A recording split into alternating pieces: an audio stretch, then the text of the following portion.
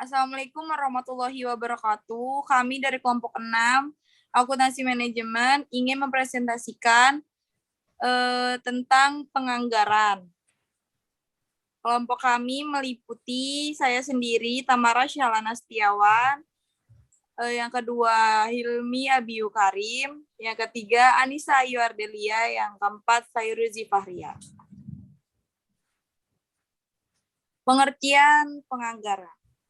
Penganggaran perusahaan merupakan suatu proses perencanaan dan pengendalian kegiatan operasi perusahaan yang dinyatakan dalam suatu kegiatan dan suatu uang yang bertujuan untuk memproyeksikan operasi perusahaan tersebut dalam proyeksi laporan keuangan, laporan laba rugi, neraca, perubahan modal, dan arus kas. Penganggaran adalah bagian terkuat dari manajemen keuangan, memainkan peran penting dalam perencanaan strategi perusahaan yang memastikan kegiatan keuangan dan operasional yang tepat dilakukan secara efisien untuk meningkatkan keuntungan. Karena manajemen keuangan memiliki arti penting yang substansial. Pembukuan adalah yang memungkinkan pelacakan semua transaksi yang telah dibuat atau direncanakan oleh perusahaan. Itu membuat pengambilan keputusan perencanaan masa depan organisasi lebih mudah dan lebih kredibel. 1. Perencanaan atau planning. Di dalam fungsi ini ditetapkan tujuan jangka panjang, tujuan jangka pendek, sasaran yang ingin dicapai, strategi yang akan digunakan, dan sebagainya. Yang kedua, pengorganisasian atau organizing. Setelah segala sesuatu yang ingin dihasilkan dan dicapai perusahaan di masa depan telah ditetapkan, maka perusahaan harus mencari sumber daya yang dibutuhkan untuk merealisasikan rencana yang telah ditetapkan tersebut. Yang ketiga, menggerakkan atau actuating. Setelah sumber daya yang dibutuhkan diperoleh, maka tugas manajemen selanjutnya adalah mengarahkan dan mengelola setiap sumber daya yang telah dimiliki perusahaan tersebut agar dapat digunakan sesuai dengan fungsinya masing-masing.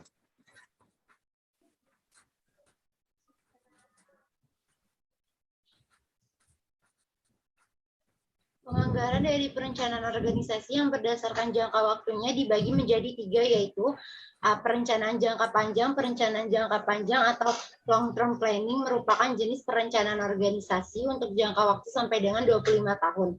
Dalam perencanaan jangka panjang ini, organisasi merencanakan arah, yaitu mau dibawa kemana organisasi tersebut dan bagaimana strategi untuk mencapainya. Inilah yang disebut dengan perencanaan strategis. Jadi, perencanaan strategis atau strategis planning adalah proses yang dilakukan suatu organisasi untuk menentukan strategi atau arahan, serta mengambil keputusan untuk mengalokasikan sumber daya untuk mencapai strategi tersebut. B. Perencanaan jangka menengah. Perencanaan jangka menengah atau medium term planning merupakan jenis perencanaan organisasi untuk jangka waktu sampai dengan 5 tahun atau 10 tahun. Dalam perencanaan jangka panjang ini, organisasi merencanakan program-program kerja untuk mencapai tujuan organisasi sebagaimana ditetapkan. Perencanaan program adalah proses penyusunan program. Program menggariskan tindakan yang akan dilakukan oleh pihak mana, bila mana, dan di mana. Ditetapkan juga asumsi, komitmen, dan bidang yang akan dipengaruhi sebuah program dapat mencakup tujuan, kebijakan, prosedur, metode, standar, dan anggaran. Akan tetapi, tidak semua kategori tersebut perlu termasuk di dalamnya. Program adalah suatu kegiatan yang berfungsi untuk membahas dan menentukan kegiatan yang harus dilakukan dalam usahanya untuk mencapai tujuan anggaran yang telah ditetapkan. Program disusun terlebih dahulu sebelum anggaran disusun.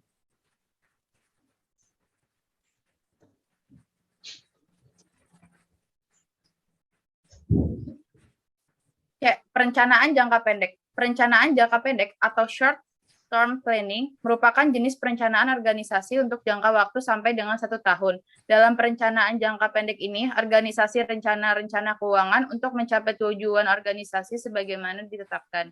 Inilah yang disebut perencanaan keuangan atau penganggaran atau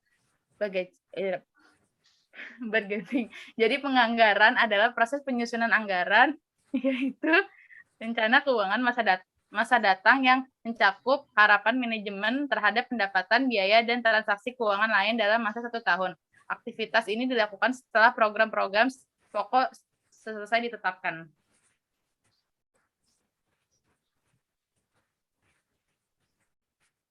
Tahap persiapan anggaran.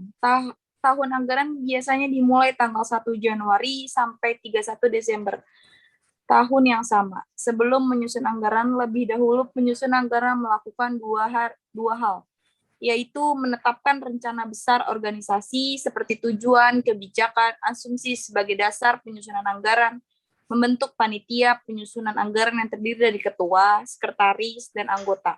2. Tahap penyusunan. A. Menyusun rancangan rencana keuangan yang terdiri dari rencana pendapatan, rencana biaya atau belanja, dan rencana pembiayaan. B. Melibatkan pihak-pihak terkait dengan bidang yang direncanakan. Tahapan 3. penganggaran. Tahap ratifikasi. Lanjut, Abio. Melakukan perundingan untuk menyesuaikan rencana akhir setiap komponen anggaran. Melakukan koordinasi dan penelaahan setiap komponen penganggaran. Mengesahkan dan mendistribusikan anggaran kepada pengguna anggaran. Yang keempat, tahap implementasi dan pertanggungjawaban. Melaksanakan kegiatan atau pekerjaan berdasarkan anggaran yang sudah disahkan, menyusun laporan realisasi anggaran bagi setiap pengguna anggaran, melakukan analisa varians atau selisih dan disampaikan ke pemimpin organisasi dan pihak lain-lainnya. Manfaat penyusunan anggaran. Yang pertama, sebagai perencanaan terpadu dan digunakan sebagai alat untuk merumuskan rencana perusahaan dan untuk pengendalian perusahaan. Yang kedua, sebagai pedoman pelaksanaan kegiatan perusahaan untuk mengantisipasi perubahan dalam lingkungan dan melakukan penyesuaian sehingga kinerja perusahaan dapat lebih baik. Yang ketiga, sebagai alat koordinasi kerja. Dan yang keempat, sebagai alat pengawasan kerja. Karakteristik penganggaran. 1. Anggaran mengestimasi potensi laba satuan bisnis. 2. Anggaran dinyatakan dalam istilah moneter walaupun jumlah moneter dapat saja ditunjang oleh jumlah non-moneter. Misalnya unit yang dijual atau diproduksi. 3. Mencakup periode 1 tahun. 4. Anggaran merupakan komitmen manajemen. Manajer sepakat untuk mengembang tanggung jawab atas pencapaian tujuan yang dianggarkan. 5. Usulan anggaran ditelah dan disetujui oleh otoritas yang lebih tinggi ketimbang oleh pihak menganggarkan atau budget. 6. Begitu disetujui, anggaran hanya dapat diubah dalam kondisi yang ditetapkan.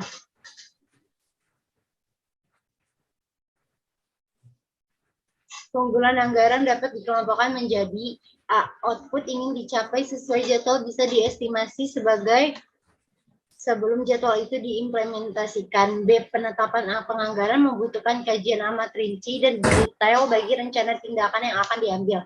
C. Anggaran adalah riset bagi pekerjaan mengakibatkan bisa dibuat pedoman dalam mengevaluasi kekuatan dan kelemahan dari output dihasilkan. D. Penganggaran berguna menjadi arah mengendalikan siklus kegiatan pegawai ketika menjalankan program tertentu. Masing-masing pimpinan departemen diikutsertakan untuk membuat penganggaran sehingga menciptakan rasa turut terlibat dalam penyusunan atau sense of participation. Lanjut. Kelemahan anggaran antara lain adalah 1. Anggaran dibuat berdasarkan taksiran dan asumsi sehingga mengandung unsur ketidakpastian. 2. Menyusun anggaran yang cermat memerlukan waktu, uang, dan tenaga yang tidak sedikit, sehingga tidak semua perusahaan mampu menyusun anggaran secara lengkap atau komprehensif dan akurat. 3. Pihak yang merasa dipaksa untuk melaksanakan anggaran dapat menggerutu dan menentang, sehingga pelaksanaan anggaran menjadi kurang efektif. 4. Seringkali keadaan yang digunakan sebagai dasar penyusunan anggaran mengalami perkembangan yang jauh berbeda daripada yang direncanakan. Hal ini berarti diperlukan pemikiran untuk penyesuaian. Terima kasih. Sekian dari presentasi dari kelompok kami. Assalamualaikum Kurang lebihnya mohon maaf. Waalaikumsalam warahmatullahi wabarakatuh.